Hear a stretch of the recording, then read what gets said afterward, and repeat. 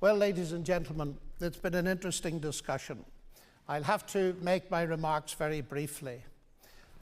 I do not think the answer is atheism, though I agree with much of the criticism that Richard makes of religion.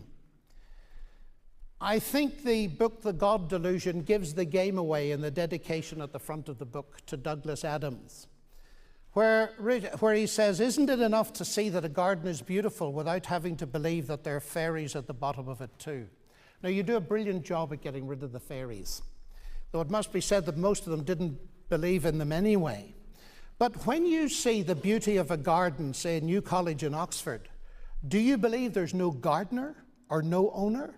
That its sublime beauty has come about from raw nature by pure chance? Of course not. For gardens are to be distinguished from raw nature by the operation of intelligence. And what you're doing in your book, I think, is presenting us with an obviously false set of alternatives. Either we take gardens on their own or the garden plus fairies. But they don't appear on their own. They have gardeners and owners. So does the universe.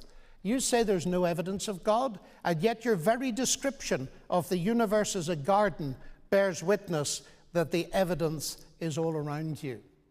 Atheism, ladies and gentlemen, is not only false, it contains no message that deals with the central problem of human rebellion against God.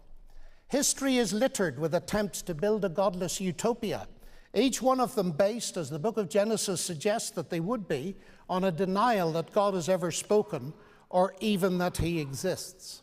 And I would remind you that the world that Richard Dawkins wishes to bring us to is no paradise except for the few. It denies the existence of good and evil.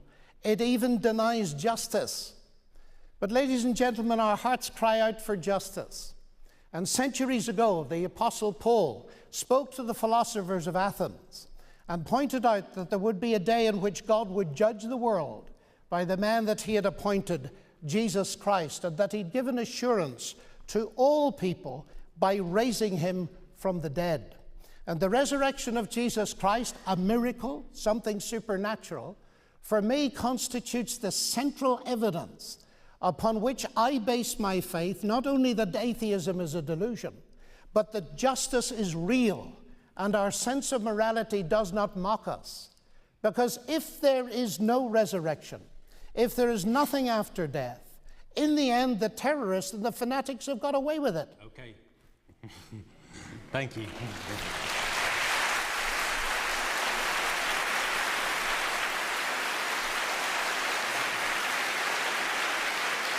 Please. Professor Dawkins.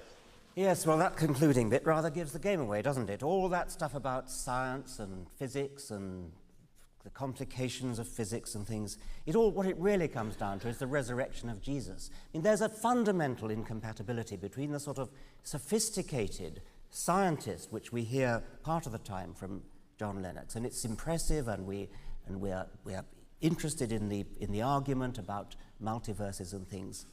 And then having produced some sort of a case for a kind of deistic God, perhaps, some God, the great physicist who adjusted the laws and constants of the universe, and that's all very grand and wonderful. And then suddenly we come down to the resurrection of Jesus. It's so petty, it's so trivial, it's so local, it's so earthbound, it's so unworthy of the universe. When we go into a garden and we see how beautiful it is, and we see colored flowers, and we see the butterflies and the bees, of course it's natural to think there must be a gardener. Any fool is likely to think there must be a gardener. The huge achievement of Darwin was to show that that didn't have to be true. Of course it's difficult. Of course it had to wait until the mid-19th century before anybody thought of it. It seems so obvious that if you've got a garden, there must be a gardener who created it and all that goes with that.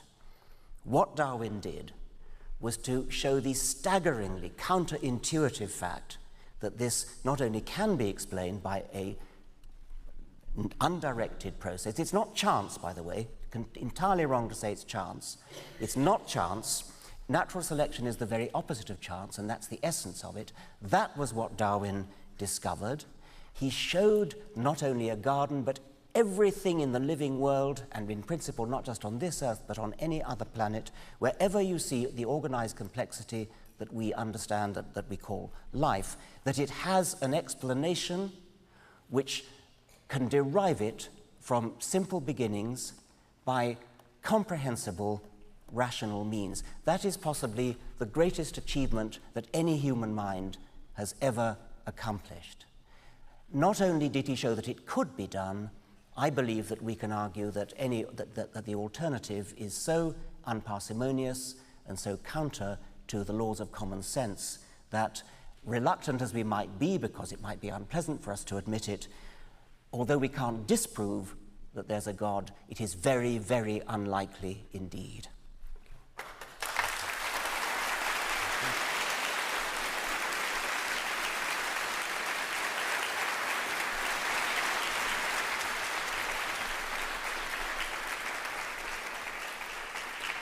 We are told that in the earlier part of the last century that G.K. Chesterton and George Bernard Shaw engaged in a lively but friendly debate. It may be said that perhaps we haven't seen anything quite like that until tonight. Ladies and gentlemen, please join me in thanking them.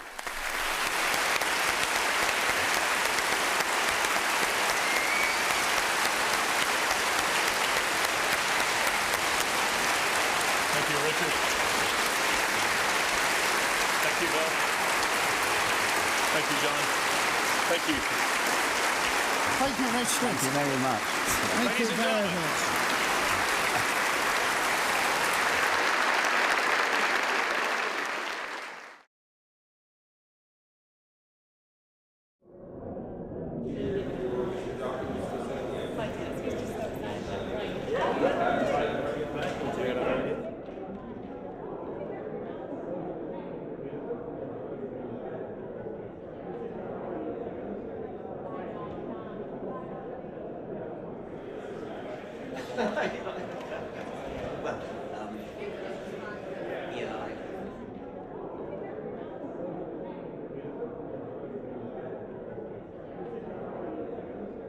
It's a very powerful influence.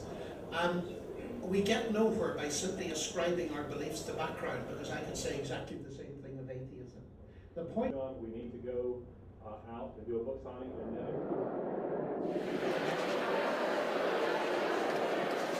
Dr. Lennox, thanks for what you did tonight, brother. Appreciate it.